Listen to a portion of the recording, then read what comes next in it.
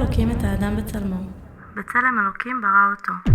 ויבן השם אלוקים את הצלע, אשר לקח מן האדם לאישה, ויביאה אל האדם, ויברך אותם אלוקים, ויאמר להם, בואו ורבו ומילאו את הארץ.